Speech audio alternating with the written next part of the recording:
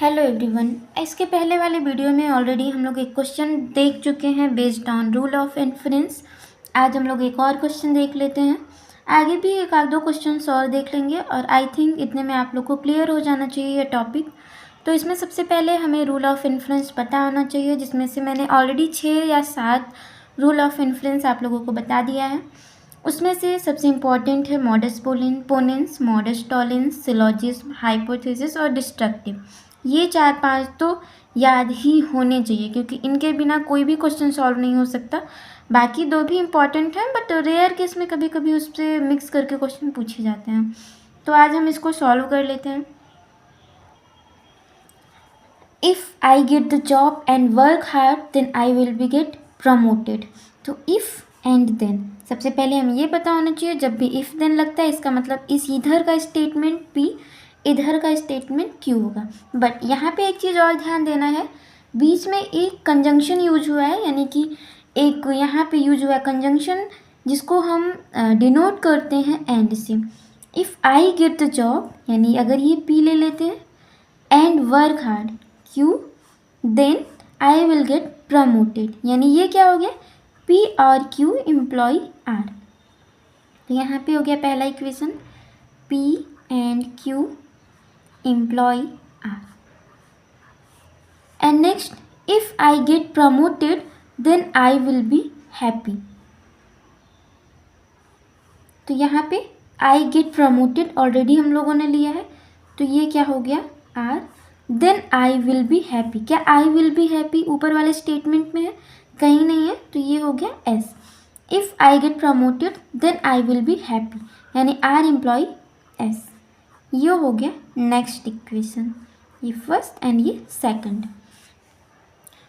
Next क्या है, I will not be happy, I will be happy S, not है तो निगेशन ऑफ S। तो नेक्स्ट क्या हो गया, निगेशन ऑफ S। ये हो गया थर्ड स्टेटमेंट। अब हमें कंक्लूजन क्या निकालना है। कंक्लूजन हमें ये चाहिए कि therefore either I will not get the job और I will not work hard, यानी कि I will not get the job. अब इसको पहले हम चेक कर लेते हैं कि क्या ऊपर ये स्टेटमेंट यूज हुआ है। तो आई गेट द जॉब इसी का निगेशन है, मतलब ये है निगेशन ऑफ P और means conjunction. I will not work hard, I will not work hard को हमने क्या लिया है Q, तो ये हो गया निगेशन ऑफ Q। तो यानी कंक्लूजन में हमें चाहिए निगेशन ऑफ P और negation of Q।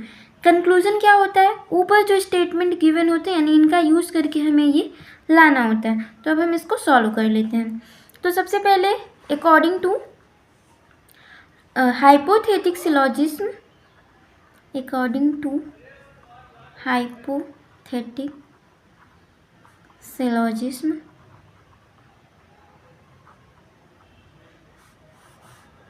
from first and second, P implies Q, P and Q implies R and R implies S. If P and Q implies R and R implies S, then what we can write it, P and Q implies S। ये हो गया equation number 4।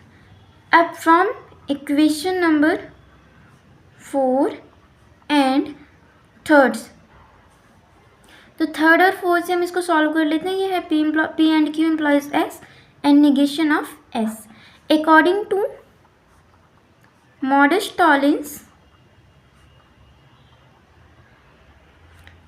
If P employs Q and negation of Q, यानी कि यहाँ पे P and Q employs S and negation of S, तो what will be conclusion, negation of P and Q।